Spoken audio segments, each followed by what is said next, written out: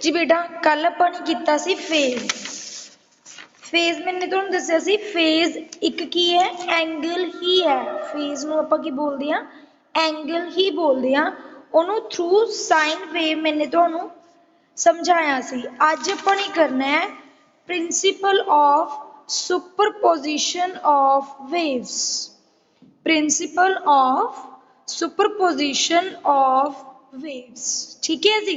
अपनी अज ये वाला टॉपिक करना। ये टॉपिक थोड़ा जा इंपॉर्टेंट इस करके आ क्योंकि ये पेपर दे विच डेफिनेशन आ जाती है, इस करके इनू चंगी तरह समझना है। जिहड़े भी प्रिंसिपल हुंदे आ ना वो खास करके इंपॉर्टेंट ही हुंदे आ। इस तो बाद आपां करांगे रिफ्लैक्शन ऑफ वेव्स। तो उस तो पहला तुहानूं प्रिंसिपल बारे पता होना चाहिए भी principal of superposition of waves की ने। ठीक है चलो आपां स्टार्ट करते हैं।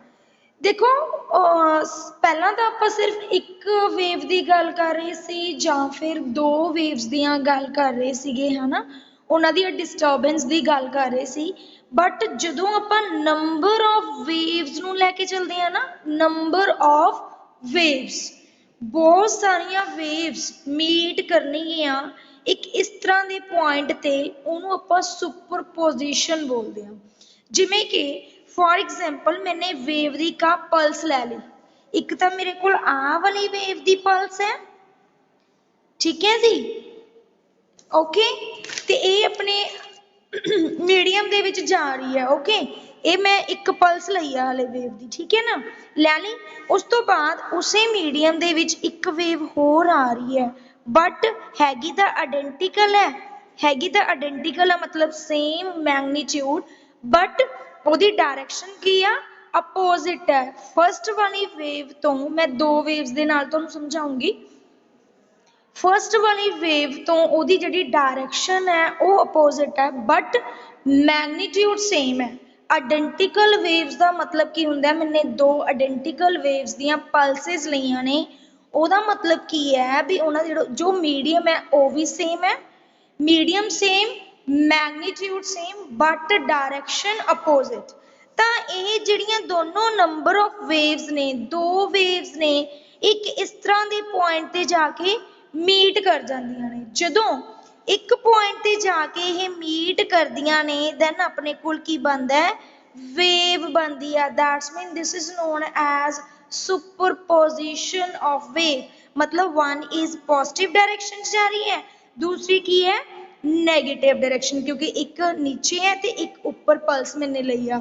जदों दोनों एक इस तरह के पॉइंट ते मीट करदियां ने दैन अपने कोल नंबर ऑफ वेव्स फॉर्म होंदियां ने। बस तुसी एक गल याद रखनी है भी जदों भी सुपरपोजिशन कराना ना वेव्स का मतलब मीट करानियां ने, सुपरपोजिशन का मतलब एक पॉइंट ते मीट करानियां ने, तो ओदा मतलब ये होना चाहिए भी जो नंबर ऑफ वेव्स लै रहे हो वो आइडेंटिकल होनी चाहिए ने। आइडेंटिकल मीन उन्हां दा मैग्नीट्यूड सेम होना चाहिए, डायरैक्शन अपोजिट होनी चाहिए ने, एक पॉजिटिव दूसरी नैगेटिव।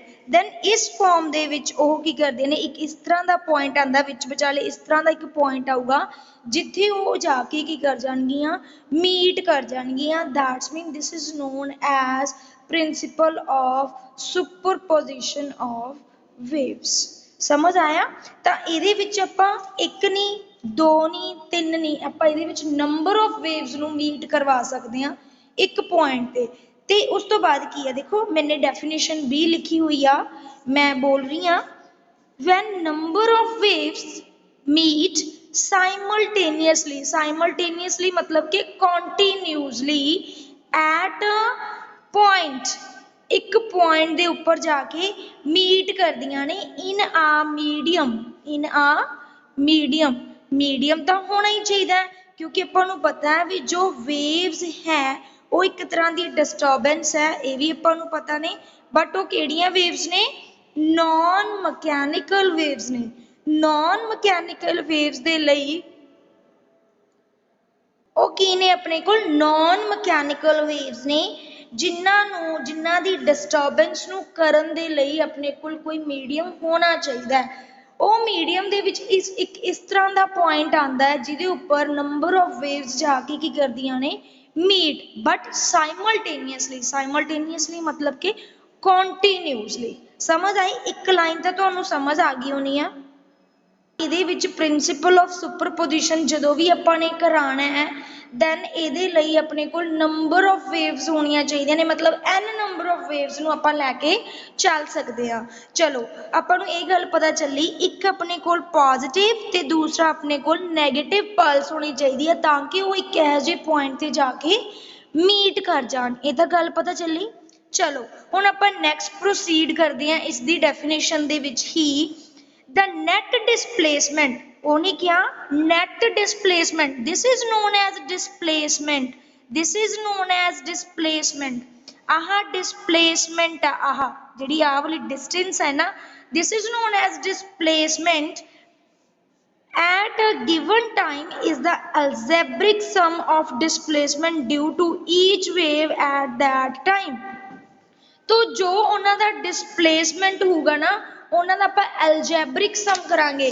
ਹੁਣ ਤੁਸੀਂ ਕਹੋਗੇ ਆਪਾਂ ਸਿੰਪਲ ਸਮ ਵੀ ਲਿਖ ਸਕਦੇ ਸੀ। ਐਲਜੈਬਰਿਕ ਦਾ ਮਤਲਬ ਕੀ ਹੈ ਵੀ ਇੱਕ ਪੋਜ਼ਿਟਿਵ ਹੋਊਗਾ ਇੱਕ ਨੈਗੇਟਿਵ, ਮਤਲਬ ਉਹਦੇ ਵਿੱਚ ਆਪਾਂ ਨੂੰ ਡਾਇਰੈਕਸ਼ਨ ਵੀ ਦੱਸੀ ਜਾਊਗੀ। ਜਦੋਂ ਆਪਾਂ ਨੂੰ ਕਿਸੇ ਵੀ ਨੂਮੈਰੀਕਲ ਦੇ ਵਿੱਚ ਜਾਂ ਡੈਫੀਨੇਸ਼ਨ ਦੇ ਵਿੱਚ ਡਾਇਰੈਕਸ਼ਨ ਨਾਲ ਮੈਂਸ਼ਨ ਹੁੰਦੀ ਹੈ ਦੈਨ ਉੱਥੇ ਆਪਾਂ ਸਿੰਪਲ ਸਮ ਨਹੀਂ ਲਿਖਦੇ, ਉੱਥੇ ਅਲਜੈਬਰਿਕ ਸਮ ਲਿਖਦੇ ਹਾਂ, ਮਤਲਬ ਪੋਜ਼ਿਟਿਵ। ਅਲਜੈਬਰਾ ਵਰਡ ਤਾਂ ਤੁਸੀਂ ਪੜ੍ਹਿਆ ਹੋਊਗਾ।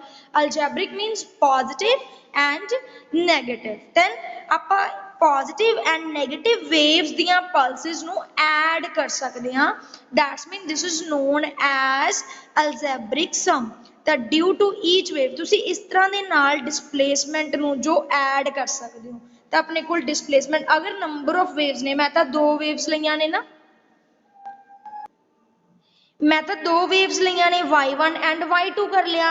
जे अपने को नंबर ऑफ वेव्स होणगियां दैन तुसी लै सकदे हो y1 plus y2 so on yn। ठीक है, नंबर ऑफ वेव्स दे जो डिस्प्लेसमेंट दा तुसी अल्जेब्रिक सम लै सकदे हो। That's mean this is known as algebraic sum. तां मैनू उम्मीद है भी तुहानू principle of superposition of waves दा समझ आ गया होना।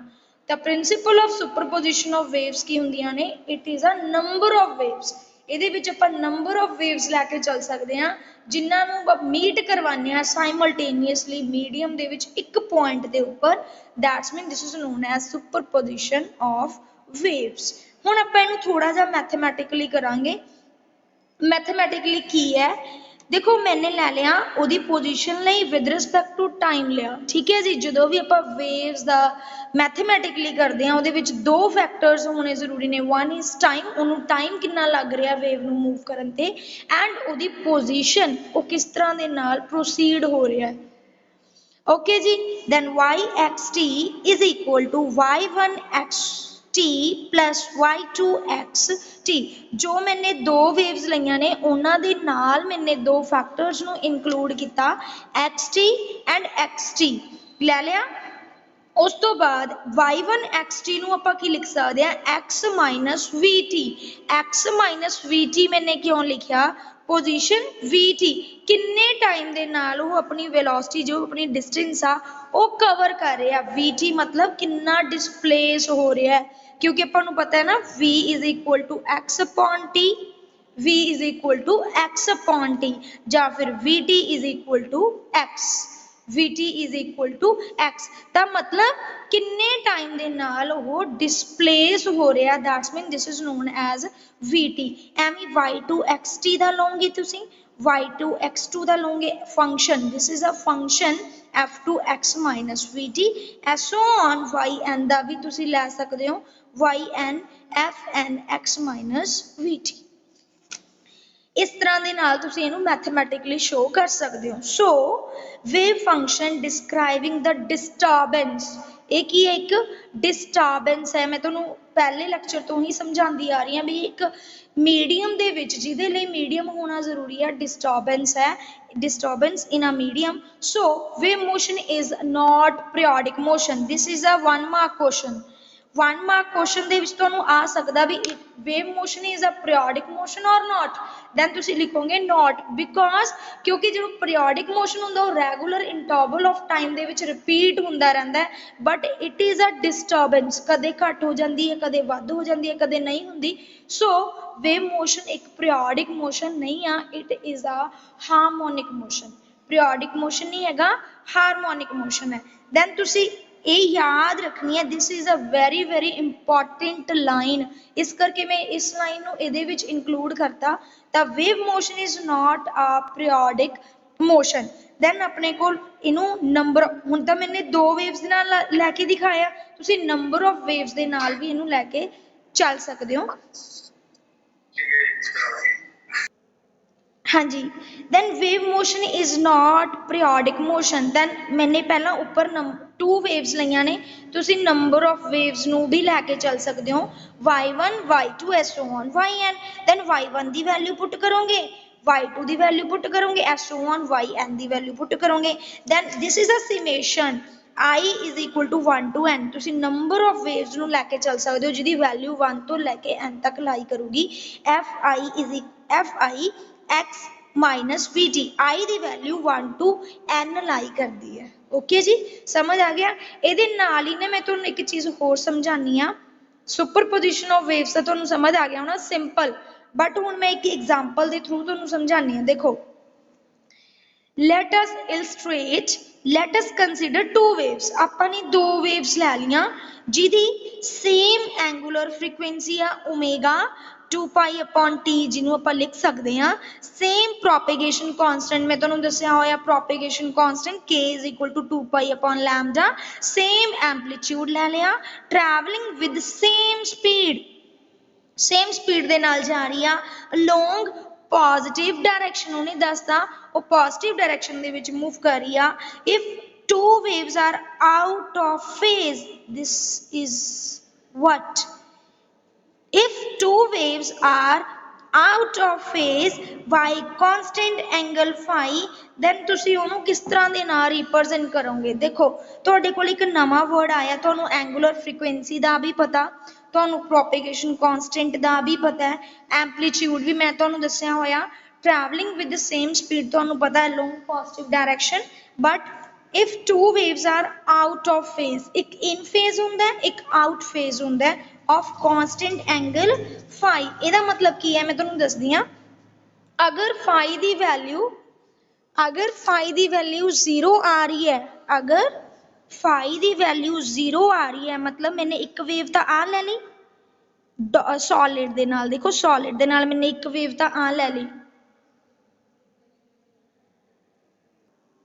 हाँ जी, एक आउट ऑफ फेज हुंदा, एक इन फेज हुंदा। अगर फाई दी वैल्यू 0 डिग्री है, मतलब अगर 2 वेव्स, मैंने 2 वेव्स लईआं ना, एक मैंने सॉलिड दे नाल तुहानूं शो करके दिखाती, दूसरी डॉटेड दे नाल शो करके दिखा रही हां, ठीक है। इहदा आपां ले लैंदे आ y1xt, इहदा आपां ले लैंदे आ y2xt, मतलब 2 वेव्स अपने ला लिया, ठीक है। अगर फाई दी वैल्यू 0 डिग्री है, अगर फाई दी वैल्यू 0 डिग्री है, दैन अपने कोल जो ये दोनों वेव्स ने वो इस तरह फॉर्म्स हो रही ने, मतलब दोनों वेव्स दा एक रिजल्टेंट बन गया दिस वन, आही रिजल्टेंट बन गया अपने कोल, फाई दी वैल्यू 0 आ, that's mean this is known as in phase. अगर आउट ऑफ फेज आ रहा है, आउट ऑफ फेज का मतलब की है, अपने एक वेव तो पॉजिटिव डायरेक्शन च लै ली, दूसरी वेव केड़ी लै ली, नैगेटिव डायरेक्शन च लै ली। एक वेव पॉजिटिव, दूसरी वेव नैगेटिव, ये दोनों पॉजिटिव च लईआं ने, एक मैंने पॉजिटिव लै ली आउट ऑफ फेज समझाने के लिए, एक नैगेटिव लै ली, तो उस टाइम अपने कोल फाई की वैल्यू आऊगी पाई। जदों फाई की वैल्यू पाई आ रही है तो यह दोनों वेव्स ने एक दूजे को कैंसल आउट कर देणगियां। जदों ये दोनों वेव्स एक दूजे को कैंसल आउट करनगियां, दैन उस टाइम अपने कोल फेज किहड़ा बनूगा, आउट ऑफ। जे तो एडिंग हो रही है, दोनों सेम डायरेक्शन जा रही ने, सेम मैग्नीट्यूड सेम डायरेक्शन जा रही ने, दैन फाई की वैल्यू 0 इन फेज है। अगर दोनों अपोजिट डायरेक्शन जा रही ने, magnitude same but opposite direction जा रही ने, दैन फाई की वैल्यू 0, उदों आपां की कहांगे, out of phase, out of phase ਤਾਂ ਇਹਨੂੰ ਤੁਸੀਂ ਸਾਈਨ ਦੇ ਨਾਲ ਵੀ ਰਿਪਰੈਜ਼ੈਂਟ ਕਿਉਂਕਿ ਮੈंने ਸਾਈਨ ਵੇਵ ਲਈ ਹੈ ਨਾ ਸਾਈਨ ਦੇ ਨਾਲ ਤੁਸੀਂ ਰਿਪਰੈਜ਼ੈਂਟ ਕਰ ਸਕਦੇ ਹੋ y1 xt r sin omega t omega t is the angular frequency omega is the angular t is the time k is the propagation constant x is the position and y2 ਵੀ ਤੁਸੀਂ ਲੈ ਸਕਦੇ ਹੋ ਜਿਹੜੀ y2 ਹੈ with respect to phi angle proceed ਕਰਦੀ ਹੈ ਇਸ ਕਰਕੇ ਮੈंने phi ਨੂੰ ਰਿਪਰੈਜ਼ੈਂਟ ਕੀਤਾ ਸਮਝ ਆਈ then omega t then ਤੁਸੀਂ ਇਹਨਾਂ ਦਾ ਫਿਰ net displacement ਐਡਿੰਗ b ਕਰ ਸਕਦੇ ਹਾਂ yxt ਦੋਨਾਂ ਨੂੰ y1 plus y2 ਤੁਸੀਂ ਐਡ ਕਰ ਸਕਦੇ ਹੋ this is a principle of superposition of waves ਠੀਕ ਹੈ ਜੀ this is a principle of superposition of waves ਅਗਰ ਇੰਪੋਰਟੈਂਟ ਐਪਲੀਕੇਸ਼ਨ ਜੋ ਸੁਪਰਪੋਜੀਸ਼ਨ ਪ੍ਰਿੰਸੀਪਲ ਦੀਆਂ ਹੈਗੀਆਂ ਨੇ ਮਤਲਬ ਜਿੱਥੇ ਸੁਪਰਪੋਜੀਸ਼ਨ ਪ੍ਰਿੰਸੀਪਲ ਅਪਲਾਈ ਹੁੰਦਾ ਹੈ ਸਟੇਸ਼ਨਰੀ ਵੇਵਸ ਤੇ ਬੀਟਸ ਤੇ ਇੰਟਰਫੇਰੈਂਸ ਆਫ ਵੇਵਸ ਤੇ ਦੋ ਟੌਪਿਕ ਤਾਂ ਆਪਣੇ ਸਿਲੇਬਸ 'ਚ ਹੈਗੇ ਆ ਸਟੇਸ਼ਨਰੀ ਵੇਵਸ ਐਂਡ ਬੀਟਸ ਇਹ ਐਪਲੀਕੇਸ਼ਨਸ ਆਪਾਂ ਕਰਾਂਗੇ ਵੀ ਬਟ ਇੰਟਰਫੇਰੈਂਸ ਆਫ ਵੇਵਸ ਆਪਾਂ +2 'ਚ ਕਰਾਂਗੇ ਦੋ ਐਪਲੀਕੇਸ਼ਨਸ ਨੂੰ ਕੱਲ ਨੂੰ ਆਪਾਂ ਸਟਾਰਟ ਕਰਾਂਗੇ ਠੀਕ ਹੈ ਉਸ ਤੋਂ ਪਹਿਲਾਂ ਆਪਾਂ ਰਿਫਲੈਕਸ਼ਨ ਆਫ ਵੇਵਸ ਕਰਾਂਗੇ ਫਿਰ ਇਸ ਦੀਆਂ ਐਪਲੀਕੇਸ਼ਨਸ ਜੇ ਅਗਰ ਟਾਈਮ ਹੋਏ ਤਾਂ ਕੱਲ ਸਟਾਰਟ ਕਰ ਲਾਂਗੇ ਅਦਰਵਾਈਜ਼ ਪਰਸੋਂ ਸਟਾਰਟ ਕਰਾਂਗੇ